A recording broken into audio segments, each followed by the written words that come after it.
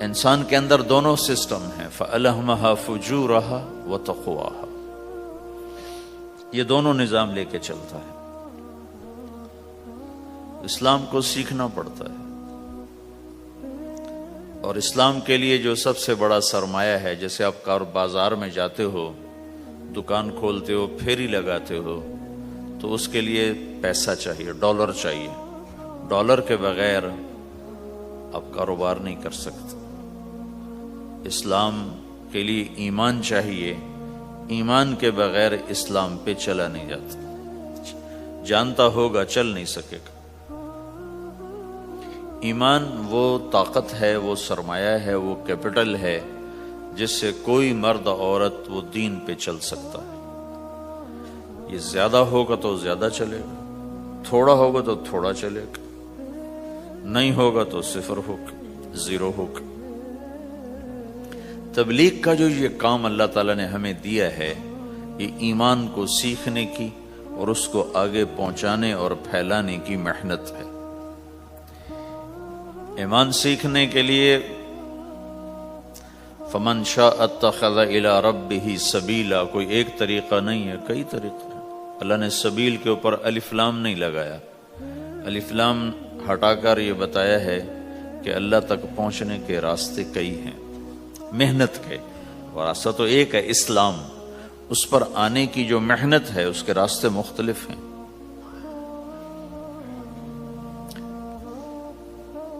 ہاں، آگے پہنچانے کے لیے تبلیغ کے سوا اور کوئی راستہ کوئی نہیں۔ یہاں آ کر تبلیغ منفرد کا کام منفرد ہو جاتا ہے کہ کسی محنت میں گشت کوئی نہیں سوائے تبلیغ، صرف تبلیغ ہے جس میں گشت ہے کہ خود چل کے جاؤ۔ اگر میرے پاس وہ میرے کالج کا لڑکا نہ آتا تو مجھے تو نہیں پتا تھا تبلیغ کیا چیز، نہ دین کا پتا تھا نہ دنیا کا پتا تھا، تو کوئی چل کے آیا اور اس نے ہاتھ پکڑا۔ اور دعوت ہے ہی بے طلبوں کے لیے، مدرسہ تو طلب والوں کے لیے، وہاں تو تعلیم ہوتی، تبلیغ نہیں ہوتی۔ خانقاہ تو طلب والوں کے لیے ہے، اور دعوت بے طلب لوگوں کے لیے، جو سننا نہیں چاہتے، جو قریب نہیں آنا چاہتے۔ اور ایسا طبقہ کروڑوں اربوں کی تعداد میں موجود، انہیں دین پر لانے کے لیے یا دین کی بات ان کے کان میں ڈالنے کے لیے سوائے گشت کے اور کوئی عمل کوئی نہیں۔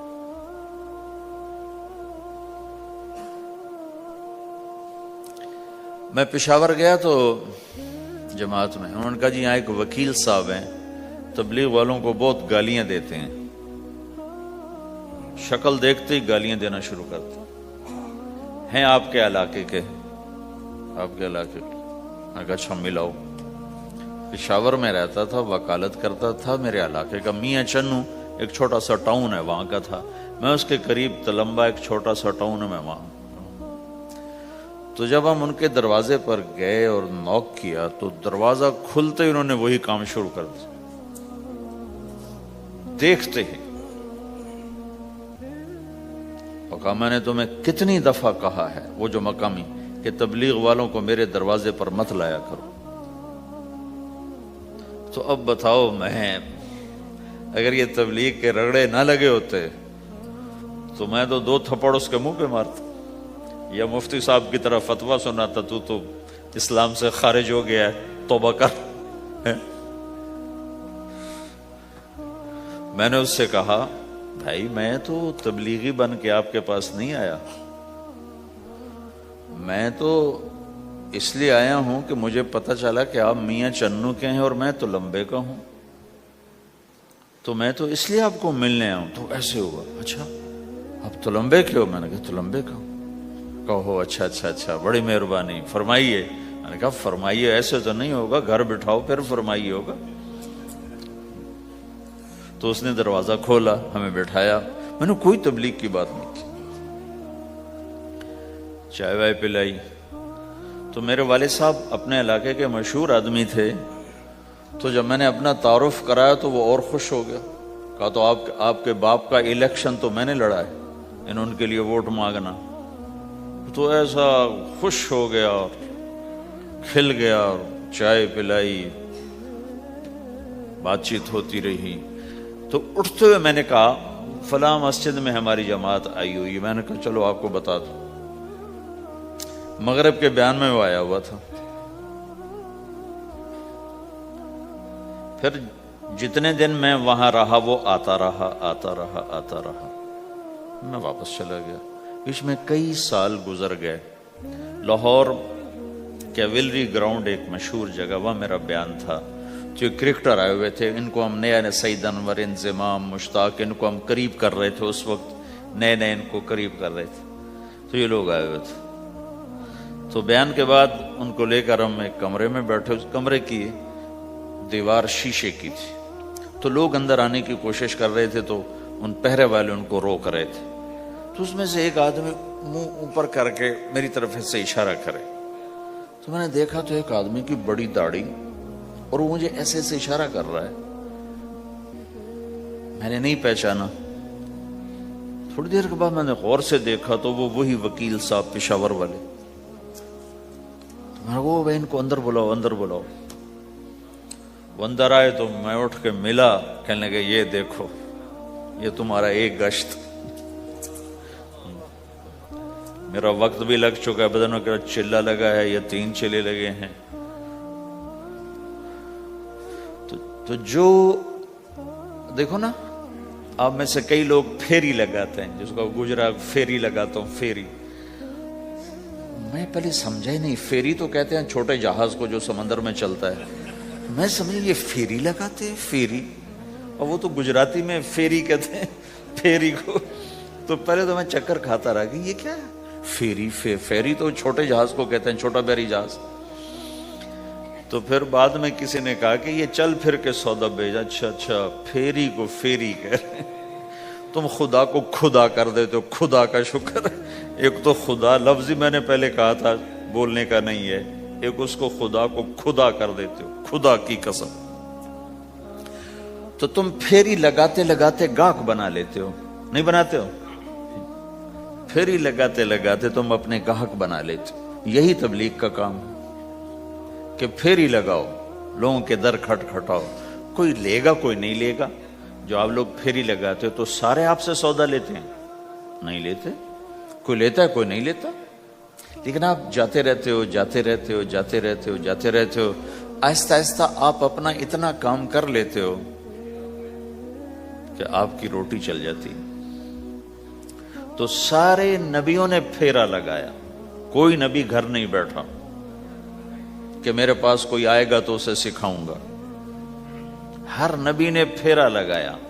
اور داؤد علیہ السلام نے ایک دفعہ یہ کیا، ایک بڑا عبادت خانہ بنایا اور اس کی دیواریں اونچی کر دی، اتنی اونچی کہ اندر کوئی جا نہ سکے، اور یہ طے کیا کہ ہفتے میں ایک دن میں کسی سے نہیں ملوں گا، صرف اللہ اللہ کروں گا، ہفتے میں ایک دن۔ تو وہ پہلا دن تھا، اندر سے تالا لگا دیا اور خود اندر بیٹھ گئے، اور پہلا دن ہے کہ میں آج کسی سے نہیں ملوں گا۔ تو میرے رب کو یہ بات پسند نہیں آئی کہ نبی کا کام کٹ کے بیٹھنا نہیں ہے، لوگوں میں جانا ہے۔ تو اللہ تعالیٰ نے انسانی شکل میں 2 فرشتے اندر اتار دیے۔ اذ تصوروا المحراب ففزع منهم قال لا تخف خصمان بغى بعضنا على بعض فاحكم بيننا۔ کہا جی حضرت ہمارا جھگڑا ہو گیا ہے، ہم آپ سے فیصلہ کروانے آئے۔ تو داؤد علیہ السلام ڈر گئے کہ دروازہ بند ہے، یہ آئے کہاں سے؟ دیوار اتنی اونچی ہے کہ اس کے اوپر سے چھلانگ لگا کے بھی اندر نہیں آ سکتے، تو یہ کون ہے، آئے کہاں سے؟ دروازے کو دیکھیں تالا لگا ہوا ہے، دیوار کو دیکھیں اتنی اونچی ہے، تو کون چھلانگ لگا کے اندر آئے گا؟ تو ڈر گئے۔ تو کہنے لگے جی آپ ڈرے نہیں، ہمارا جھگڑا ہو گیا۔ کہ کیا جھگڑا ہے؟ کیا جھگڑا ہے؟ کہ ان ھذا اخی لہ 99 نعجہ ولی نعجۃ واحدہ فقال اکفلنیھا وعزنی فی الخطاب. یہ میرا بھائی ہے، اس کے پاس 99 بکریاں ہیں، بھیڑیں، 99 بھیڑ ہے، اور میرے پاس ایک ہے. یہ مجھے کہتا ہے ایک بھی مجھے دے دے، میری 100 پوری ہو جائے. تو آپ بتاؤ یہ غلط کر رہا ہے کہ ٹھیک کر رہا ہے؟ اب یہ فیصلہ تو آپ چھوٹے سے بچے سے بھی کروا سکتے ہو. نہیں، یہ تو لطیفہ سا بن گیا. داؤد علیہ السلام کے لیے لطیفہ بن گیا کہ ایک آدمی کہتا ہے جی میرے پاس 99 ہے، تیرے پاس ایک ہے، تو ایک مجھے دے دے، میری 100 ہو جائیں. تو داؤد علیہ السلام سوچ میں پڑ گئے یہ چکر کیا ہے. تو ایک دم ان کو خیال آیا کہ اوہ، میرے رب نے مجھے پیغام بھیجا ہے کہ داؤد تجھے بندوں کو دعوت دینے کے لیے بھیجا ہے، مسلح پر بیٹھنے کے لیے نہیں بھیجا. ہاں مسلح پر بیٹھنا ہے، اس کے لیے رات ہے. قم اللیل الا قلیلا نصفہ او انقص منہ قلیلا او زد علیہ ورتل القرآن ترتیلا. چل ومن اللیل فتہجد بہ نافلۃ لک عسیٰ ان یبعثک ربک مقاما محمودا. رات ہے، آ جاؤ. ان ناشئۃ اللیل ہی اشد وطئا واقوم قیلا. آجا آجا، رات بڑی مزے کی چیز ہے، تو اور میں تنہا. فَإِذَا فَرَغْتَ فَانصَبْ وَإِلَىٰ رَبِّكَ فَارْغَب. آ جاؤ. تَتَجَافَىٰ جُنُوبُهُمْ عَنِ الْمَضَاجِعِ يَدْعُونَ رَبَّهُمْ خَوْفًا وَطَمَعًا وَمِمَّا رَزَقْنَاهُمْ يُنْفِقُونَ. رات تیری میری، دن میرے بندوں کے لیے. نہیں بیٹھ سکتا، تسبیح پکڑ کے نہیں بیٹھ سکتے ہو. تو اس پر داؤد علیہ السلام سجدے میں گرے. آیت سجدہ ہے اس لیے میں نہیں پڑھتا ہوں. سجدے میں گرے اور کہا یا اللہ معافی کر، یا اللہ معاف کر دے، یا اللہ معاف کر دے. میں نے دروازے بند کر لیے، حالانکہ یہ میرے منصب کے خلاف تھا. اس پر اللہ سے معافی مانگی. تو چل کے جانا نبیوں کی صفت ہے، یہی ہماری صفت. اس امت کو یہ کام دیا گیا کہ یہ اوروں کے پاس جا کے اپنا سودا پیش کر، اپنوں کو بھی سنبھالے اور غیروں تک بھی پہنچے. نہیں سنتے پھر جاؤ، نہیں سنتے پھر جاؤ. کیونکہ دلوں کا پھیرنا اللہ کے ہاتھ میں ہے، تیرے ذمے آواز لگانا ہے. اللہ تعالیٰ نے تقسیم کر دی. قم اللیل الا قلیلا، رات اللہ کے پاس آ جا. دن میں کیا کر، ان لک فی النہار سبحا طویلا، تیرا دن میں کام بہت زیادہ ہے. سبحا طویلا، دعوت کے کام کو تیرنے سے تشبیہ دی ہے. سبح تیرنے کو کہتے. اللہ کے نبی کا ایک گھوڑا تھا جس کا نام تھا سبحہ، میں نے بتایا تھا پہلے دن. وہ اتنا تیز چلتا تھا جیسے تیر رہی ہو، اس لیے اللہ کے نبی نے خود اس کا نام سبحہ رکھا تھا، تیرنے والا. تو تبلیغ کے کام کو تیرنے سے تشبیہ دی کہ آپ نے لمبا تیرنا ہے. اور مکے میں تو پانی کوئی نہیں، تو کہاں تیرنا ہے جی؟ سارے مکے میں پانی کا قطرہ کوئی نہیں زمزم کے کنویں کے سوا، تو تیرنا کہاں ہے؟ یہ اس دعوت کے کام کی بڑی خوبصورت تصویر ہے. سبحا طویلا. حالانکہ اللہ فرماتا ہے ان لک فی النہار شغلا طویلا عملا عظیما جہدا طویلا، لیکن سبحا طویلا. جو آدمی چل رہا ہوتا ہے اگر وہ بیٹھ جائے تو کوئی نقصان تو کوئی نہیں. گاڑی چلا رہا ہے، کہیں گاڑی روک لے تو کوئی نقصان تو کوئی نہیں، تھوڑی دیر سے پہنچ جائے گا. کہیں گاڑی کھڑی کر کے کافی پینے لگ گیا تو کوئی مسئلہ تو کوئی نہیں ہے، آدھا گھنٹہ دیر سے گھر پہنچ جائے گا. تیرنے والا پانی میں اتر گیا، اب یہ رک سکتا ہے؟ کیوں بھائی؟ اگر یہ کافی پینے کا ارادہ کرے تو کہاں جائے گا؟ تو مچھلی کے پیٹ میں جائے گا.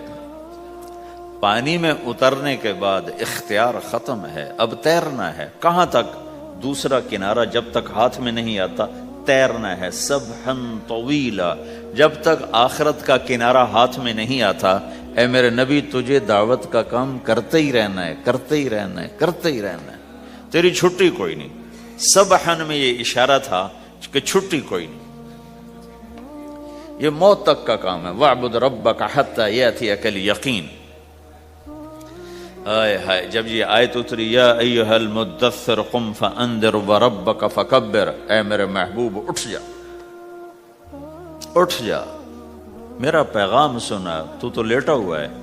تو اس پر آپ نے کہا خدیجہ انقطع ایام النوم والراحہ، میرے آرام کے دن چلے گئے، میرے سونے کے دن چلے گئے، میرے رب نے مجھے کہا ہے اٹھ جا اور میرا پیغام سنا۔ تو اس وقت تو کوئی جاننے والا نہیں تھا، تو پہلے آپ چپ کے بات فرما رہے تھے، پھر اللہ نے کہا کھل کے کہہ، تو پھر آپ نے کہا میں خدیجہ میں کس کو کہوں، میری کون سنے گا، من ادعو من یستجیب۔ تو حضرت خدیجہ نے عرض کی یا رسول اللہ آپ دعوت دینے میں پہل کریں، میں لبیک کہنے میں پہل کرتی ہوں۔ تو بھائیو، دعوت ہمارا سرمایہ ہے، دعوت سے ایمان بنتا ہے، ایمان سے عمل بنتا ہے۔ تو اگر آپ اس دعوت میں حرکت کرتے رہو گے، ان لک فی النہار سبحا طویلا، کل میں نے اس پر تھوڑی تفصیل سے بات کر دی تھی، آج میں اس سے اگلی بات کرنا چاہتا ہوں، لیکن اس کو بار بار سننا اس لیے ضروری ہے کہ آدمی بڑی جلدی بھول جاتا ہے، اور نفع سامنے نہ ہو تو اس کے لیے قدم اٹھانا، مال لگانا مشکل ہو جاتا ہے۔ آپ پھیری بھی تو لگاتے ہو، تو شام کو پیسہ ہاتھ میں آتا ہے تو تھکاوٹ چلی جاتی۔ میں نے ایک شخص سے کہا تھوڑا تبلیغ میں وقت دے دو بھائی، کہا جی مجھے گولیاں لگی تھیں تو اس کے بعد میرے بدن میں درد ہوتا ہے تو میں ٹائم نہیں دے سکتا، لیکن میں اسے دیکھتا تھا وہ صبح سے شام تک اپنے دکان پہ کھڑا ہوتا تھا، کھڑا ہو کے کام کرتا تھا۔ تو ایک دن میں نے اس سے پوچھا یہ تو دکان پہ کھڑا ہوتا ہے، اس کا درد تمہیں نہیں ہوتا؟ تبلیغ میں تو اتنی مشقت نہیں ہے۔ وہ کہنے لگا جی روز درد بہت ہوتا ہے، لیکن میں جب شام کو پیسے گنتا ہوں تو سارا درد چلا جاتا ہے، سارا درد چلا جاتا ہے۔ تو اب آپ تبلیغ میں 3 دن کے لیے گئے تو کچھ لگا کے آتے ہو، ہاتھ میں تو کچھ بھی نہیں ہوتا، اور چلے کے لیے جاؤ تو کچھ لگتا ہے، ہاتھ میں تو کچھ بھی نہیں آتا۔ 4 مہینے کے لیے جاؤ تو کچھ لگتا ہے، ہاتھ میں تو کچھ بھی نہیں آتا۔ تو وہ جذبہ پیدا نہیں ہوتا لگانے کا، تھکنے کا، تھکانے کا، جیسے دنیا میں پیدا ہوتا ہے کہ اس کی واپسی نظر آ رہی ہوتی۔ تو اس لیے بار بار ضرورت ہے اس کو سننے اور سنانے کی کہ اللہ نے اس امت کو یہ منصب دیا ہے، کنتم خیر امت اخرجت للناس، تم سب سے بہترین امت ہو، تمہیں نکالا گیا ہے۔ کیا کرتے ہو؟ تأمرون بالمعروف وتنہون عن المنکر وتؤمنون باللہ، بھلائی کی بات کرتے ہو، برائی سے روکتے ہو، صلہ مجھ سے لیتے ہو، تؤمنون باللہ، صلہ مجھ سے لیتے ہو، اللہ پہ ایمان لاتے ہو۔ کل بھی میں نے کہا تھا کہ ہر مسلمان کے ذمے دعوت ہے، عمل کرے یا نہ کرے۔ آج پھر اس کو دوہرا رہا ہوں کہ عمل کرے یا نہ کرے، اوروں کو دعوت دینا ہر مسلمان کے ذمے ہے۔ اللہ تعالیٰ نے بنو اسرائیل کے بارے میں کہا میری تم پہ لعنت ہے، لعن الذین کفروا من بنی اسرائیل علی لسان داود و عیسی ابن مریم، اے داود، اے عیسیٰ، ان پر لعنت بھیجو۔ کتنا سخت اللہ کا فرمان ہے۔ اچھا کیوں، کس لیے؟ اللہ نے دو جرم بتائے، ذَلِكَ بِمَا عَصَوْا وَكَانُوا يَعْتَدُونَ، یہ بہت نافرمان ہو چکے ہیں، بہت نافرمان ہو چکے ہیں۔ ایک اس کی وجہ سے ان پر اللہ کی لعنت۔ دوسرا کیا ہے؟ کانو لا یتناہون عن منکر فعلوہ، جو گناہ خود کر رہے ہوتے ہیں اس سے اوروں کو نہیں روکتے۔ کانو لا یتناہون، نہیں روکتے تھے، عن منکر، اس گناہ سے، فعلوہ، جسے وہ خود کر رہے ہوتے تھے۔ تو اس سے پتہ چلا کہ اگر کوئی نافرمانی بھی کر رہا ہے تو کسی کو اگر دیکھتا ہے نافرمانی کرتے تو اسے سمجھانا اس کے ذمے ہے۔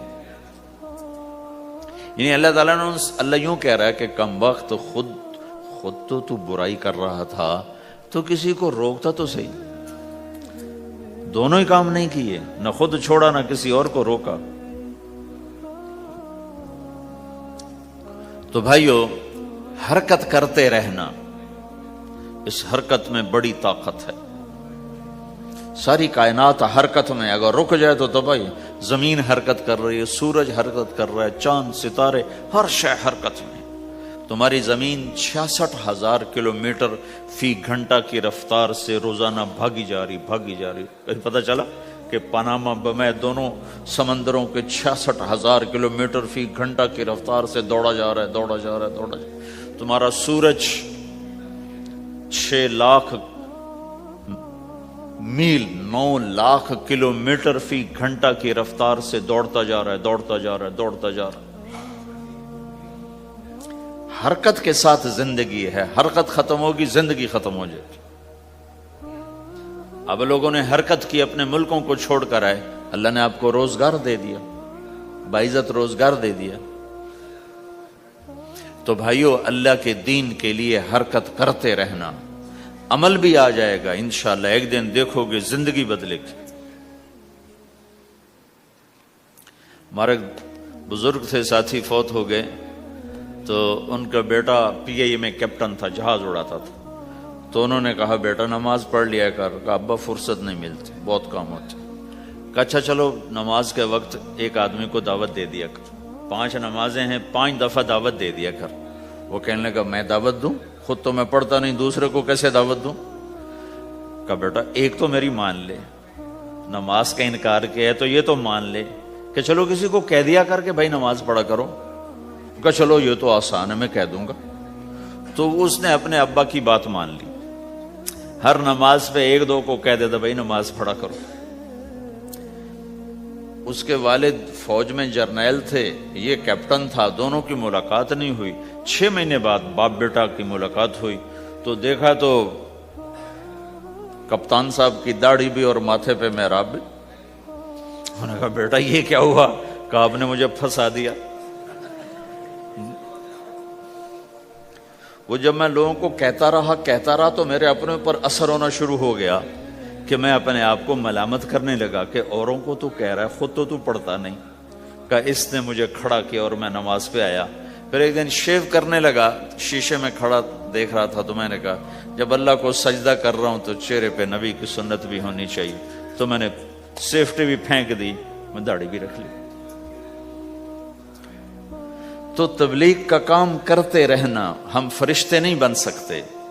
ایک دفعہ ایک آدمی نے میرے اوپر بڑی چڑھائی کی، تم تبلیغ والے منافق ہو، کہتے کچھ ہو کرتے کچھ ہو، تمہارے قول اور فعل میں بہت فرق ہے بہت. جب ان کا غصہ اتر گیا تو میں نے ان سے کہا بھائی 100 نمبر تو اللہ نے بھی نہیں مانگے، آپ کیوں مانگتے ہو؟ اللہ نے کہا ہے فمن ثقلت موازینہ، جس کی نیکیاں بڑھ جائیں گی گناہ تھوڑے ہوں گے تو پاس کر دوں گا. تو 100 نمبر تو اللہ نے بھی نہیں کہا کہ ایک گناہ تیرے کھاتے میں نہیں ہونا چاہیے. 100/100 نمبر لے گا تو جنت دوں گا، نہیں تو ریپٹ مار کے جہنم میں ڈالوں گا. تو 100 نمبر تو اللہ بھی نہیں مانگتا، اسے پتا ہے میرا بندہ کمزور ہے، کبھی گناہ کرے گا کبھی نیکی کرے گا. تو وہ کہتا ہے جس کے پاس 51 نیکیاں ہوئیں اور 50 گناہ ہوئے تولوں گا تو 51 جھک جائیں گے نا، 50 معاف. مثال دے رہا ہوں میں. ہمارے علاقے میں ایک زمیندار تھے، وہ ذکر بھی بہت کرتے تھے، گالیاں بھی بہت دیتے. ادھر سبحان اللہ تیرے فلانے، الحمدللہ کے ساتھ ایک پھکڑ تولتے تھے. ساری زندگی وہ ایسا ہی کرتے رہے. جب وہ فوت ہو گئے تو کسی نے ان کو دیکھا تو انہوں نے پوچھا کہ میاں صاحب آپ کے ساتھ کیا ہوا؟ آپ تو گالیاں بہت دیتے تھے. خود انہیں یہ پوچھ رہے آپ تو گالیاں بہت دیتے تھے تو آپ کے ساتھ کیا ہوا؟ کہ اللہ تعالیٰ نے میرے ذکر اور میری گالیوں کو تولا تو میرا ذکر بڑھ گیا تو میری بخشش ہو گئی. اللہ نے بھی کاؤنٹنگ رکھی ہے، پرفیکشن مانگی نہیں. اگر اللہ پرفیکشن مانگتا تو پھر آپ کہتے تم کرتے کچھ ہو کہتے کچھ ہو. اگر میں کہتا صحیح ہوں تو ایک نیکی تو کر رہا ہوں، اور کرتا نہیں ہوں تو ایک گناہ کر رہا ہوں. کیا پتا میرا رب میرے کہنے کے تو فعل میرے نہ کرنے کو معاف کر دے. بس ایک صورت میں ہے کام خطرناک کہ اگر میں اس کہنے سننے کو اپنی دنیا بنانے کا ذریعہ بنا لوں پھر خطرناک ہے. تأمرون الناس بالبر وتنسون انفسکم وانتم تتلون الکتاب، وہ یہ آیت. لیکن اگر میرے اندر اخلاص ہے تو پھر میں انسان ہوں، کبھی اچھا کروں گا کبھی برا کروں گا، لیکن میرے ذمہ صدا لگانا ہے. تو بھائیو اس تبلیغ کے کام کو کرتے رہنا، اس سے ایمان بنتا ہے. ایمان سے دین وجود میں آتا ہے. دین کے دو حصے ہیں، ایک عبادات ہے جس میں نماز سب سے اہم ہے. پھیری پہ ہو گھر پہ ہو نماز نہ چھوڑو. رمضان کے روزے ہیں، اللہ پھر رزق زیادہ دے دے، حج کرو، زکوٰۃ دو. لیکن عبادات بڑی محدود ہیں اور اس میں کثرت اللہ نے مطالبہ بھی نہیں کیا، بلکہ اللہ تعالیٰ نے اس میں اعتدال ہی کو پسند فرمایا ہے. اللہ تعالیٰ نے ہمارے نبی لمبی لمبی نمازیں پڑھتے تھے تو اللہ تعالیٰ نے روک دیا کہ ما انزلنا علیک القرآن لتشقی، میرے نبی میں نے تمہیں قرآن اس لیے نہیں دیا کہ تو لمبی لمبی نمازیں پڑھ کے تھکتا رہے، درمیان نہ چل. اللہ کے نبی نے تبلیغ میں زیادہ زور دکھایا تو اللہ نے اس پر بھی کہا فلا تذهب نفسك عليهم حسرات، اتنا غم نہ کیا کر کے تو خود ہی ہلاک ہو جائے، نہیں ایسا نہ کر. تو عبادات محدود ہیں اور اس میں اعتدال مطلوب ہے. سارا دن مصلی پہ بیٹھنا یہ اللہ نہیں دیکھنا چاہتا. اللہ یہ دیکھنا چاہتا ہے کہ تو باہر جا تاکہ میں دیکھوں کہ اب تو کیا کرتا ہے.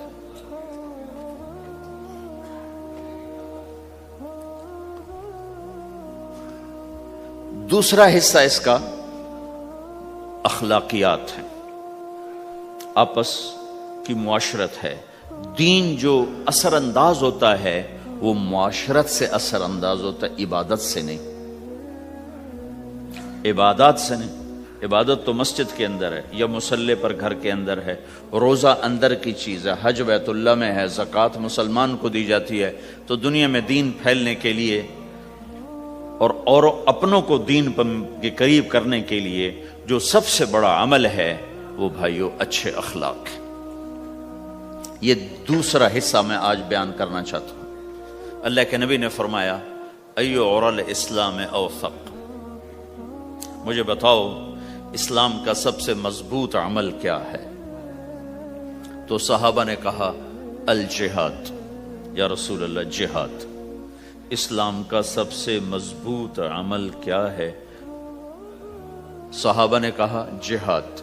تو آپ نے کہا وحسن وما هو به، ہاں جہاد بہت اچھا عمل ہے لیکن سب سے بڑا عمل نہیں ہے، سب سے مضبوط عمل نہیں ہے. ان کا جی الصلاۃ نماز. تو آپ نے کہا ہاں وحسنۃ وما هي بها، نماز بھی بہت اچھی چیز ہے لیکن وہ نہیں جو میں پوچھ رہا ہوں، سب سے اعلیٰ، سب سے اوپر، سب سے مضبوط نہیں. تو انہوں نے کہا جی الحج، حج.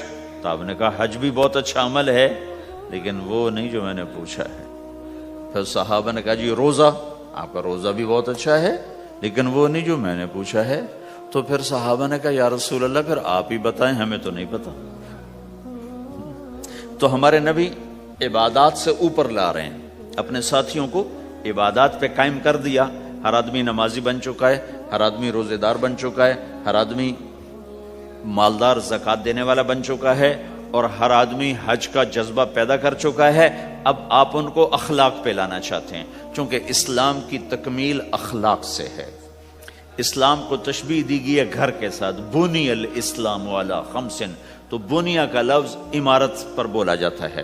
تو اسلام کی بنیاد میں ہے کلمہ، نماز، روزہ، حج، زکوٰۃ. اگر اس مسجد کی بنیادیں بھر دی جائیں تو اس کو مسجد تو نہیں کہیں گے نا. ہاں جی بنیادیں ڈال دی ہیں، چھت ڈالنی ہے. جب چھت پڑے گی تو پھر یہ مسجد کہلائے گی. تو اسلام کی بنیاد قائم ہو چکی تھی، اب آپ چھت ڈالنا چاہتے تھے. چھت کیا ہے؟ وہ اچھے اخلاق ہیں. تو اب آپ ان کو اوپر لا رہے ہیں. تو آپ نے جب پوچھا تو انہوں نے وہی کہا جو انہوں نے ابھی سیکھا تھا، نماز، روزہ، جہاد، حج.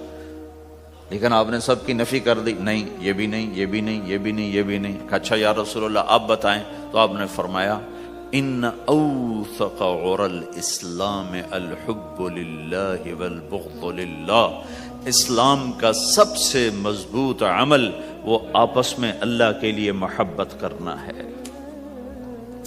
اسلام کا سب سے مضبوط عمل وہ آپس میں اللہ کے لیے محبت کرنا ہے۔ اسلام کا سب سے مضبوط عمل وہ محبت ہے، اللہ کے لیے بغض ہے، اللہ کے لیے محبت ہے، یہ اسلام کا سب سے مضبوط عمل ہے۔ تو بھائیو، یہ چھوٹا سا معاشرہ اسلامی بن جائے، اس کے لیے بنیاد میں نے پہلے بتا دی، اب چھت بتا رہا ہوں، وہ ہیں اچھے اخلاق۔ اللہ تعالیٰ نے جب ہمارے نبی نے نماز لمبی پڑھی تو اللہ نے کہا درمیانی پڑھو، میں نے ابھی بتایا۔ تبلیغ میں دکھ زیادہ جھیلا تو اللہ نے کہا درمیانہ چلو۔ لیکن جب اللہ کے نبی نے اخلاق بلند کیے، اخلاق، تو اس پر بھی اللہ تعالیٰ فرماتا میرے نبی ذرا اتنا نرم نہ ہو، تھوڑا سا سختی دکھا، آنکھیں دکھا، تھوڑا شوں شاں کر ہیں۔ تو میرے رب نے کیا کہا؟ واہ، میرے رب نے آپ کے اخلاق کی جیسی تعریف کی ہے، آپ کے کسی عمل کی ایسی تعریف نہیں کی۔ نماز کو کہا معتدل، اعتدال، دعوت کو کہا اعتدال، اور اخلاق کو کیا کہا؟ انک لعلی خلق عظیم۔ اور اس کو طاقت پہنچائی قسم اٹھا کے، نون، پھر قسم اٹھائی قلم کی جو علم کا ذریعہ ہے، والقلم وما یسطرون، مجھے قسم ہے قلم اور اس کی تحریر کی، ما انت بنعمت ربک بمجنون وان لک لاجرا غیر ممنون۔ ان دو آیتوں کو چھوڑ کر اگلی جو آیت آ رہی، وانک لعلی خلق عظیم، اے میرے محبوب میں قسم اٹھاتا ہوں قلم اور اس کی تحریر کی، تیرے اخلاق بڑے عالی شان ہیں۔ یہ نہیں کہا تیرے اخلاق بڑے عالی ہیں، انک لعلی، علا، علا کا یہاں بہت عظیم الشان کردار ہے۔ علا یہ بتا رہا ہے کہ اے میرے نبی، جتنے اخلاق تصور کیے جا سکتے ہیں وہ سب تیرے تابع ہو چکے ہیں، اور تو ان پہ سوار ہو چکا ہے، تو ان پہ چھا چکا ہے۔ علا چھا جانے کے لیے ہوتا ہے کہ تمام اخلاق تیرے غلام ہو چکے ہیں۔ ایک دفعہ آپ نے فرمایا اچھے اخلاق 360 قسم ہیں، 360 قسم، 360 صفات کا مجموعہ اچھے اخلاق۔ کوئی ایک صفت کسی کو مل گئی تو جنت میں چلا جائے گا۔ تو ابو بکر رضی اللہ عنہ سامنے بیٹھے تھے، کہنے کہ یا رسول اللہ افی منہا شیء، ان 360 میں کوئی میرے اندر بھی کچھ ہے؟ تو آپ نے کہا تیرے اندر سارے کا سارا، کوئی کمی کوئی نہیں، پورے۔ یہ آپ نے اور کسی کو نہیں کہا، صرف آپ نے یہ ابو بکر سے فرمایا کہ ابو بکر تیرے اندر پورے اخلاق 360۔ تو بھائیو، آپس کی محبت اور اچھے اخلاق یہ اسلام کا سب سے چوٹی کا سبق، سب سے اعلیٰ درجے کا سبق۔ اب ایک حدیث میں جو حدیث جبریل کہلاتی ہے، وہ انسانی شکل میں آ کر پوچھتے ہیں یا رسول اللہ اسلام کیا ہے؟ تو آپ کہتے ہیں کلمہ، نماز، روزہ، حج، زکوٰۃ، یہ اسلام ہے۔ یہی سوال اب آخری حج کا موقع آ چکا ہے، اب اسلام 9 سال آگے، 10 سال آگے جا چکا ہے اور اس کی شکل مکمل ہو چکی ہے۔ تو عمر بن عبسہ رضی اللہ تعالیٰ عنہ یہ آخری حج کے موقع پر آپ سے ملتے ہیں اور آ کر یہ آپ سے پوچھتے ہیں یا رسول اللہ مل اسلام؟ سوال ایک ہے، مل اسلام؟ شروع میں مدینے کے داخلے کے شروع میں جبریل انسانی شکل میں آتے ہیں اور کہتے ہیں مل اسلام، اسلام کیا ہے؟ تو آپ کہتے ہیں کلمہ، نماز، روزہ، حج، زکوٰۃ۔ اب یہی سوال 10 سال کے بعد یا 9 سال کے بعد عمر بن عبسہ کہتے ہیں یا رسول اللہ مل اسلام، اسلام کیا ہے؟ تو اب جواب سنو، آپ نے فرمایا اطعام الطعام وطیب الکلام، میٹھا بول بولنا اور کھانا کھلانا۔ کسی سے میٹھا بول بولنا کتنا عظیم ہے میرے نبی کی، میرے اللہ کی بارگاہ میں، کہ کہ آپ نے فرمایا ابتسامک فی وجہ اخیک صدقہ، تو اگر کسی مسلمان کو ہنس کے مل لے تو یہ بھی تیرے لیے صدقے کا ثواب ہے، صدقہ لکھا جائے گا۔ جبریل کہتے ہیں یا رسول اللہ مل ایمان، ایمان کیا ہے؟ تو آپ فرماتے ہیں اللہ کو ماننا، فرشتوں کو ماننا، نبیوں کو ماننا، کتابوں کو ماننا، تقدیر کو ماننا، موت کے بعد کی زندگی کا اقرار کرنا۔ ان تؤمن باللہ وملائکتہ وکتبہ ورسلہ وبالبعث بعد الموت، یہ ہے ابتدائی جواب۔ اب یہی سوال عمرو بن عبسہ کرتے ہیں 9 سال کے بعد، یا رسول اللہ مل ایمان، ایمان کیا ہے؟ تو آپ نے فرمایا الصبر والسماحہ، صبر کرنا، معاف کرنا۔ سوال ایک ہے، جواب 2 ہیں، کیوں کہ جگہ اور نوعیت بدل چکی ہے۔ ابتدائے اسلام ہے تو عبادات بتائی جا رہی ہیں، انتہائی اسلام ہے تو اخلاق بتائے جا رہے ہیں کہ اے عمر، ایمان کیا ہے؟ صبر کرنا، معاف کرنا، صبر کرنا، معاف کرنا۔ تو بھائیو، جو ہمارا معاشرہ بنے گا اسلامی، گھر میں باہر، وہ بنے گا اچھے اخلاق سے، عبادت سے نہیں، علم سے نہیں، تبلیغ سے نہیں، وہ بنے گا اچھے اخلاق سے، میٹھے بول بولنے سے، درگزر کرنے سے، معاف کرنے سے، سہ جانے سے، اور بازار میں سچائی۔ بازار میں میٹھا بول نہیں، وہ تو ہر تاجر مسکرا کے ملتا ہے، ہاں وہ تو کاروبار ہے مسکرانا۔ سچا بول، الصدق ینجی والکذب یہلک، میرے نبی نے فرمایا سچ نجات دیتا ہے اور جھوٹ ہلاک کر دیتا ہے۔ تو بازار کے اخلاق ہیں صحیح بولنا، صحیح تولنا، دھوکہ نہ دینا۔ میرے نبی سے پوچھا گیا یا رسول اللہ مسلمان بزدل ہو سکتا ہے، ڈرپوک؟ آپ نے کہا ہو سکتا ہے۔ کہ یا رسول اللہ مسلمان بخیل ہو سکتا ہے، بخیل کنجوس؟ آپ نے کہا ہو سکتا ہے۔ کہ یا رسول اللہ مسلمان جھوٹ بول سکتا ہے؟ آپ نے کہا جھوٹ نہیں بول سکتا۔ آپ نے فرمایا میں اپنے امت میں ہر عیب کی توقع رکھتا ہوں کہ میرا امتی ہر گناہ کر سکتا ہے لیکن 2 کام نہیں کر سکے گا اگر وہ میرا امتی ہے، ایک جھوٹ کبھی نہیں بولے گا، ایک دھوکہ کبھی نہیں دے گا۔ اور یہ دونوں کام ہمارے پورے عروج پر ہیں۔ تو مسلمان دھوکہ نہیں دیتا کسی کو، مسلمان جھوٹ نہیں بولتا۔ تو اللہ کے نبی نے یہ نہیں فرمایا جو نماز نہیں پڑھتا وہ وہ مجھ سے نہیں ہے، میری امت میں سے نہیں، جو روزہ نہیں رکھتا میری امت میں سے نہیں ہے، زکوٰۃ نہیں دیتا میری امت میں سے، یہ نہیں کہا۔ آپ نے کہا من غش فلیس منا، جس نے کسی کو دھوکہ دیا وہ میری امت میں سے نہیں، میری امت سے خارج۔ تو آپ کی تجارت پاناما میں ایسی تجارت ہو کہ وہ اسلام کا بولتا ثبوت بن جائے۔ آپ کی جاب ہے تو ایسی ہو کہ اسلام کی پورا انڈونیشیا جو مسلمان ہوا ہے، مسلمان تاجروں کی تجارت سے مسلمان ہو۔ ملائیشیا، انڈونیشیا، فلپائن، ان علاقوں میں جتنا اسلام پھیلا ہے یہ تاجروں کی محنت سے پھیلا ہے۔ کہاں کے تاجر؟ یمن کے عرب تاجر، ان کے عالی اخلاق، ان کا سچا بول، ان کا صحیح ترازو، اس نے لوگوں کے قلوب کو پھیر دیا کہ یہ پیسے کے غلام نہیں ہیں۔ تو ہماری تجارت اس لیے نہیں کہ ہم پیسہ بنائیں، ہماری تجارت اس لیے کہ ہم تجارت میں اللہ کے احکام زندہ کریں، جس میں سب سے بڑا حکم سچ بولنا ہے اور دھوکے سے بچنا ہے، اور غلط کاروبار سے، غلط کام سے بچنا ہے۔ صرف ہم پیسہ نہیں کماتے، ہم اللہ کا امر دیکھتے ہیں کہ اگر میرے اللہ کے حکم کے مطابق ہے تو ٹھیک، اگر اس کے مطابق ہم چھوڑ دیں تو بھائیو اپنی پہچان کرواؤ سچائی کے ساتھ، دیانت کے ساتھ،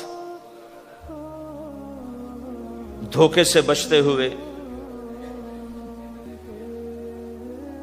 ایک تاجر مجھے بڑے فخر سے بتا رہا، فیصل آباد کی بات، کہ جی میں صبح قرآن پڑھ رہا تھا، دکان پہ بیٹھا ہوا، کپڑے کا تاجر، تو ایک گاہک آ گیا، کہا جی آپ قرآن پڑھ رہے ہو، بھلے آدمی لگتے ہو، تو میں نے بیٹی کے جہیز کے لیے کپڑا خریدنا ہے، تو میں نے کہا آپ سے خرید لیتا ہوں۔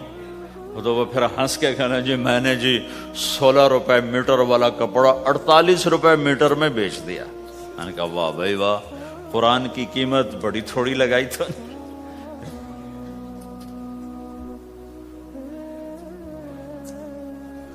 ہائے ہائے ہائے ہائے، اس کو شرم بھی نہیں آ رہی اس بات پر، احساس ہی کوئی نہیں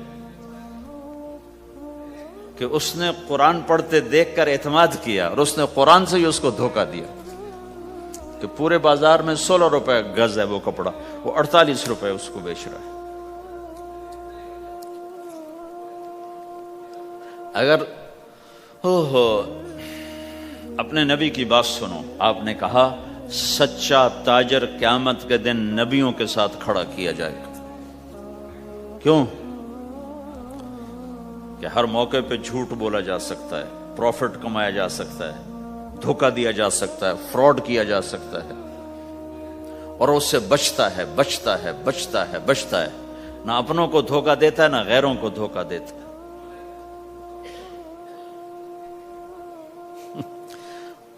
جب انگریز کا دور تھا تو وہ ایک دلی میں ایک جیب کترا تھا، جیب کاٹنے والا، تو وہ یہ سکھایا کرتا تھا لڑکوں کو، پھر ان کو بھیجتا تھا، تو اس کا ایک چیلا شام کو صرف 2 روپے لے کر آیا، 2 روپے لے کر۔ تو اس نے کہا بے وقوف، آج سارے دن کی کمائی 2 روپے؟ کہا استاد آج بہت بڑا مال مارا تھا، لیکن میں نے دیکھا تو وہ ایک گورا تھا، انگریز تھا، تو مجھے خیال آیا اگر قیامت کا دن عیسیٰ علیہ السلام نے میرے نبی کو گلہ دے دیا کہ تیرے امتی نے میرے امتی کی جیب کاٹی تھی، تو میں اپنے نبی کو کیا جواب دوں گا؟ تو میں نے جا کر اس کو واپس کر دیا، ابھی اپنے کے کھسکا کے لایا ہوں 2 روپے۔ تو پچھلے زمانے کے تو چور بھی ایسے خوددار ہوتے تھے، اب تو نمازی ایسے غیرت کہاں پھینک کے آ گئے ہیں، ماتھے پہ محراب ہوتا ہے اور دھوکے میں سب سے اول ہوتے۔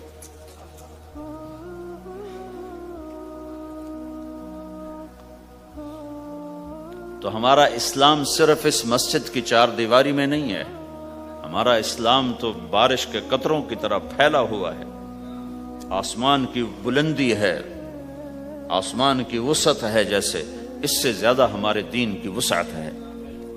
تو آپ کسی دفتر میں ہو یا اپنے کاروبار میں ہو، تو اس میں بھی اللہ کے نبی نے آپ کو طریقہ بتایا ہے۔ تو بازار کے اخلاق ہیں مسکرانا نہیں، بازار کے اخلاق ہیں سچ بولنا، صحیح دینا، صحیح تولنا، صحیح سودے کا عیب بتانا۔ عبد الرحمن بن عوف رضی اللہ تعالیٰ عنہ کے بارے میں، وہ پہلے 10 صحابہ میں آتے ہیں، پہلے 10 صحابہ۔ آپ نے کہا ابو بکر جنتی، عمر جنتی، عثمان جنتی، علی جنتی، طلحہ جنتی، زبیر جنتی، سعد جنتی، عبد الرحمن جنتی، ابو عبیدہ جنتی، سعید بن زید جنتی، اس میں ایک عبد الرحمن۔ جب ان کا انتقال ہوا تو انہوں نے 3 ارب 10 کروڑ 20 لاکھ دینار چھوڑے ترکہ۔ ہمیں تو بڑا بیوقوف بنایا گیا، کاغذ کو کرنسی بنا کے دے دی۔ کاغذ، کرنسی تو سونا ہوتا ہے جی، کرنسی تو سونے اور چاندی کو کہتے ہیں، کاغذ کے ٹکڑے کو تو کرنسی نہیں کہتے۔ اور اب کرنسی بھی لے کر وہ کارڈ پکڑا دیے، جیب بھی خالی، اب کرنسی بھی کاغذ بھی کوئی نہیں، خالی کارڈ۔ اس کو کیا کہتے ہیں کارڈ کو؟ Credit card, credit card. وہ ساری دنیا کو بیوقوف بنائے ہوئے، یا تو کاغذ پکڑائے ہوئے ہیں یا کارڈ کاغذ بھی اب واپس لے لیا، اب کارڈ پکڑا دیا۔ اور عبد الرحمن بن عوف نے جو پیسے چھوڑے وہ کاغذ نہیں تھے، کاغذ کی کیا حیثیت، پاکستان میں روز چھپ رہے ہیں، کاغذ کی کیا حیثیت۔ 3 ارب 10 کروڑ 20 لاکھ دینار سونے کے، اور ایک سکہ دینار اس وقت 4.5 ماشے کا ہوتا تھا۔ اب اس کو ملٹیپلائی کرو اور پورا پاناما خرید لیں وہ اس پیسوں سے. اور وہ ٹاپ لسٹ کے 10 صحابہ میں سے ایک. وہ فرماتے تھے میری تجارت کا یہ اصول رہا کہ میں نے کبھی ادھار نہیں خریدا، نہ کبھی ادھار بیچا، نہ کبھی ادھار خریدا. جو خریدے بھی ادھار اور بیچے بھی ادھار، اسے نیند کہاں آئے گی؟ دینے والے دیتے نہیں، لینے والے سر پہ کھڑے ہوتے. انہیں نہ بیوی اچھی لگتی نہ بچے اچھے لگتے، وہ گھر میں بیٹھ کے بھی گھر میں نہیں ہوتے. تو آپ نے فرمایا نہ میں نے کبھی ادھار خریدا نہ کبھی ادھار بیچا، نقد خریدا نقد بیچا. دوسرا میرا اصول یہ رہا کہ میں نے کبھی سٹاک نہیں کیا. جب مجھے پروفٹ ملا میں نے فوراً بیچ دیا. انتظار نہیں کیا ایک ہفتے بعد بیچوں گا ریٹ بڑھ جائے گا. جس دن مجھے پروفٹ ملا، ایک پیسہ بھی ملا تو میں نے فوراً بیچ دیا. تیسرا اصول یہ تھا کہ میرے سودے میں کوئی کمی یا عیب ہوتا تو میں اسے چھپاتا نہیں تھا، ظاہر کرتا تھا اس میں یہ کمی ہے، بھئی لینا تو لے لو، نہیں لینا تو چھوڑ دو. ہماری تو تجارت بھی جنت کا راستہ ہے. مدینے کے لوگ ذمہ دارا کرتے تھے، مکہ کے لوگ تجارت کرتے تھے.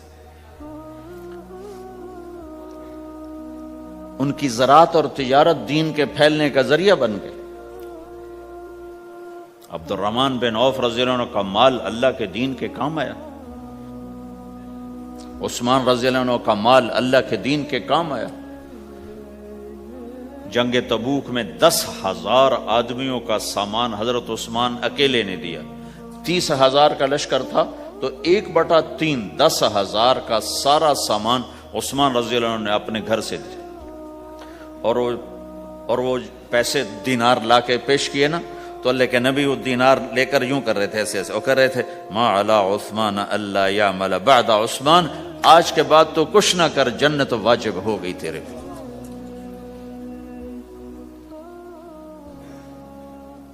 تو بھائیو ہمارا دین صرف ہمیں عبادت نہیں بتاتا، بازار کی زندگی بتاتا ہے کہ مسلمان بازار میں کیسے ہوتا ہے. کسی کے ہاں ملازم ہے تو اس کی نوکری کیسی ہوتی ہے، اس کی دیانت کیسی ہوتی ہے، اس کا بول کیسا ہوتا ہے. وہ پیسے پہ قربان نہیں ہوتا، وہ پیسے کو ایمان پہ قربان کرتا ہے. تو آپ کی تجارت بھی دین کے پھیلنے کا ذریعہ بنے گی. آہا، صرف نماز سے گناہ معاف نہیں ہوتے. مسلم شریف کی روایت ہے من امسا کالن بعمل یدہ امسا مغفورا لہ، جو صبح سے شام تک روزی کماتے کماتے حلال حلال حلال حلال، جھوٹ والی نہیں، کھوٹ والی نہیں، خیانت والی نہیں، حرام چیز نہیں.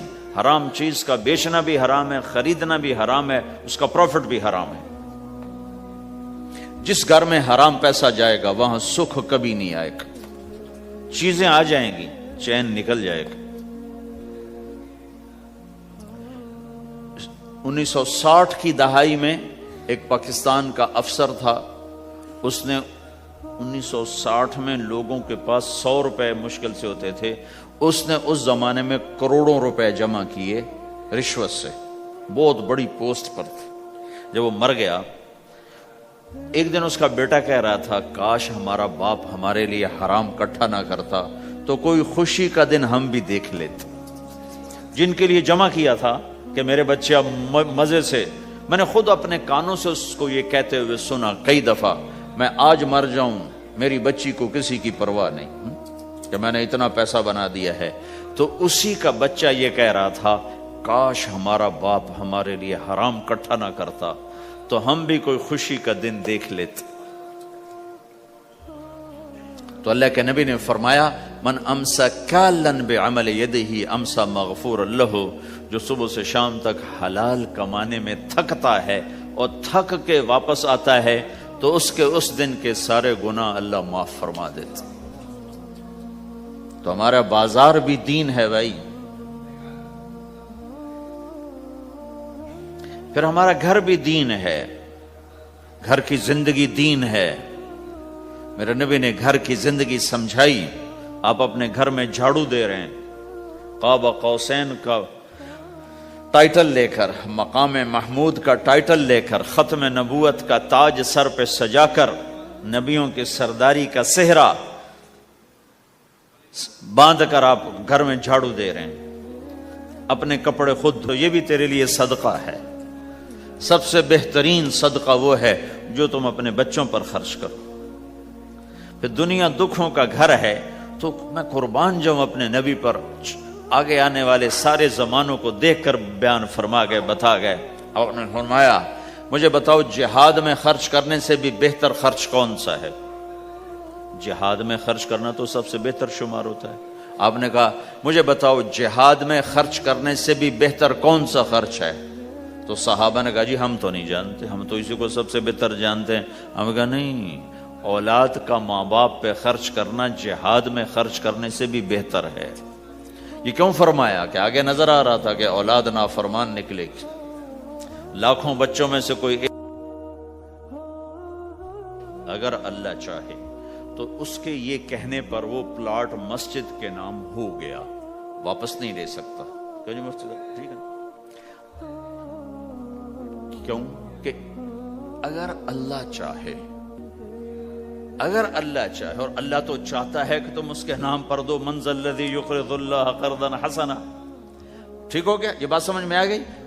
اب ایک آدمی یوں کہتا ہے انشاءاللہ میری بیوی کو 3 طلاق، اگر اللہ چاہے تو میری بیوی کو 3 طلاق، تو علماء فرماتے ہیں یہ طلاق نہیں ہوگی۔ کیوں نہیں ہوگی؟ اس لیے کہ اس نے کہا ہے اگر اللہ چاہے تو میری بیوی کو 3 طلاق، اور اللہ چاہتا ہی نہیں کوئی اپنی بیوی کو طلاق دے، لہذا یہ طلاق نہیں ہوگا۔ ہزاروں دفعہ کہہ دے انشاءاللہ ساتھ لگا ہوا ہو، نہیں ہوگی۔ کیونکہ اللہ چاہتا ہی نہیں تم طلاق دو۔ اللہ گھر آباد، سینکڑوں آیات ہیں گھر کو آباد کرنے کے لیے۔ فَإِنْ خِفْتُمْ